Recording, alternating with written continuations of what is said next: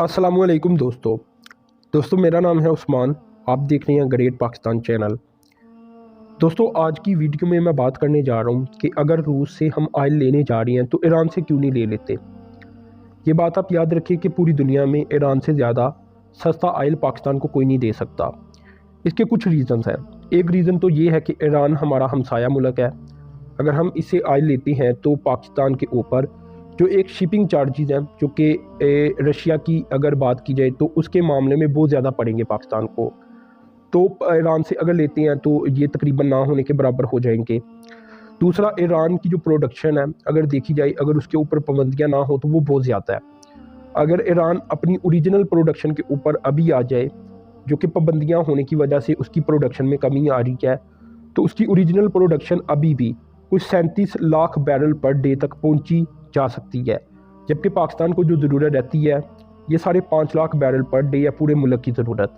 यानी ईरान हमारी पूरी ज़रूरत को पूरा कर सकता है और वो भी बड़ा ईजीली। तो पाकिस्तान पूरी दुनिया से कभी अज़रबैजान से, कभी सऊदी अरबिया से, कभी रूस से तल्ले डालता हुआ नज़र आता है कि हमें ऑयल मिल जाए। सऊदी अरब की अगर बात की जाए तो पाकिस्तान, हमें पता है, डेफर्ड पेमेंट के ऊपर भी ऑयल ले रहा है और 9 से 10 माह हो चुके हैं डेफर्ड पेमेंट के ऊपर पाकिस्तान ऑयल ले रहा है। ये 1.2 अरब डॉलर की फैसिलिटी थी जो कि पाकिस्तान ने हासिल की।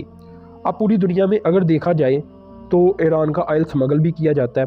जैसा कि पाकिस्तान को ही ले लेता हूँ, अभी हाल ही के अंदर पाकिस्तान में कस्टम की जानिब से 91,000 लीटर इलीगल ईरानियन फ्यूल जो कि डीजल था, इसे कराची से पकड़ा गया और इसे सीज़ कर दिया गया है। इसकी मालियत 2 करोड़ रुपए से ज़ायद की बनती है।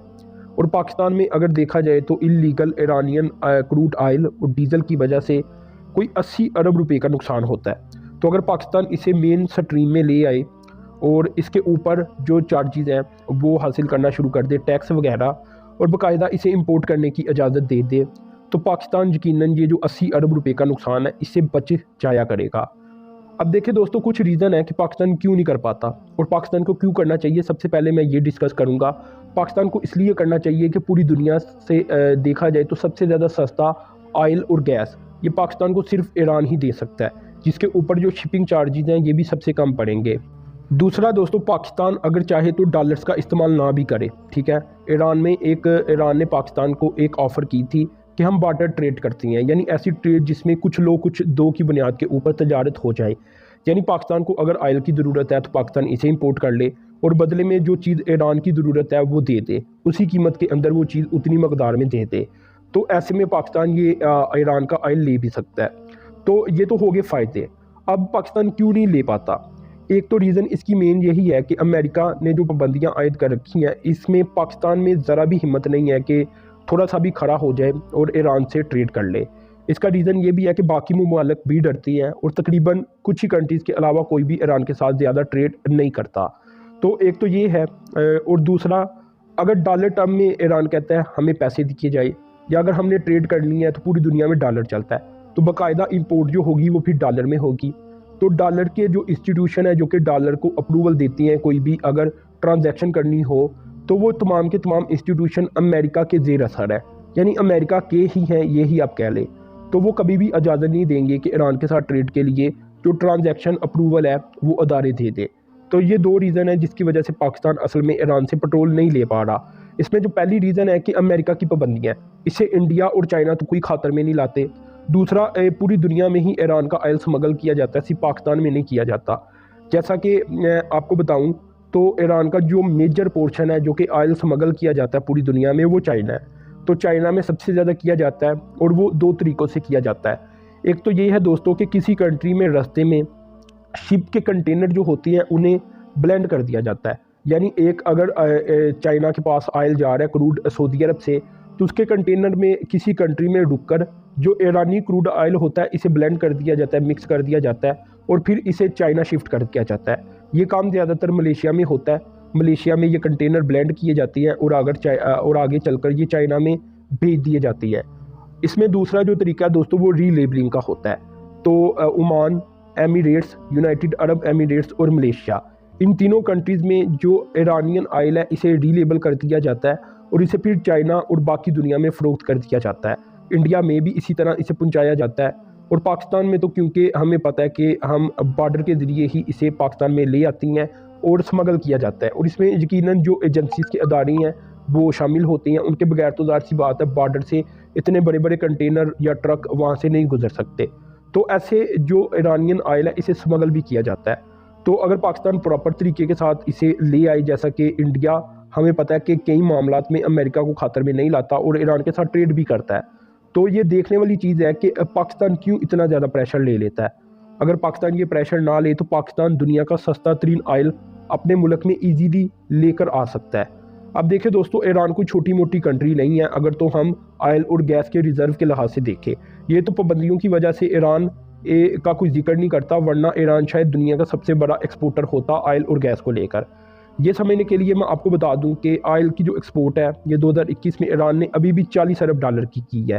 2020 میں یہ $15 ارب تھی، لیکن پھر بحران پیدا ہو گیا کووڈ کے بعد، تو اس کی وجہ سے جو ایران کا آئل ہے یہ اسمگل بھی زیادہ ہوا، جس سے انہوں نے کچھ $40 ارب کمایا۔ اب ایران سمگلنگ کے علاوہ جو آئل ہے وہ شام کو بھی دیتا ہے، ٹھیک ہے نا، اور باقاعدہ جو ٹریڈ ہوتی ہے اس کے ذریعے دیتا ہے، یہ بھی بات آپ یاد رکھیں۔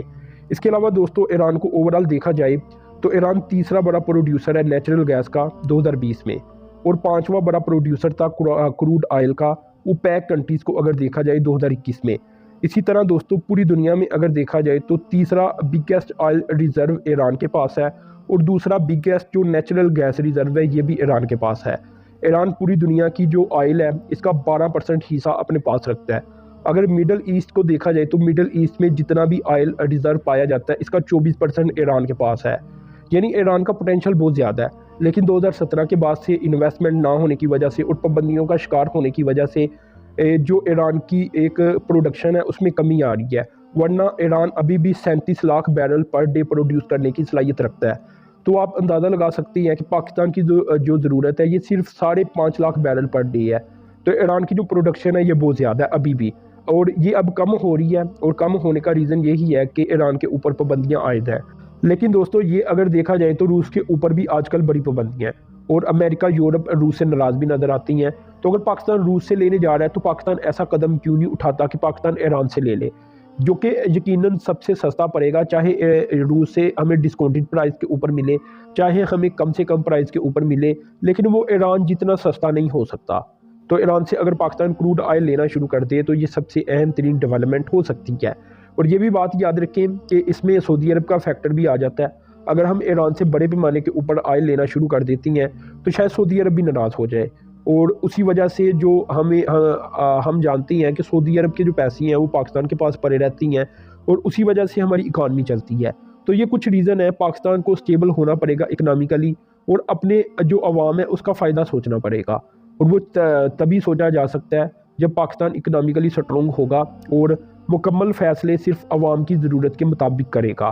ہم جو سعودی عرب سے آئل فیسیلیٹی لے رہی ہیں ڈیفرڈ پیمنٹ کے اوپر، تو وہ ڈیفرڈ پیمنٹ ہے، آج نہیں تو وہ کل ہم نے کرنی ہے، لیکن ایران سے ہمیں اتنا سستا پرائز ملے گا کہ پاکستان میں ویسے ہی جو آئل کا پرائز ہے وہ انتہائی کم ہو جائے گا۔ خیر دوستو، یہ معلومات میں نے آپ سے شیئر کی، یقیناً آپ کو پسند آئی ہوگی، تو آپ نے چینل کو سبسکرائب کرنا ہے، ساتھ میں جو بیل کے آئیکن پر کلک کرنا ہے۔ اب تک کے لیے اتنی تھا، اللہ حافظ۔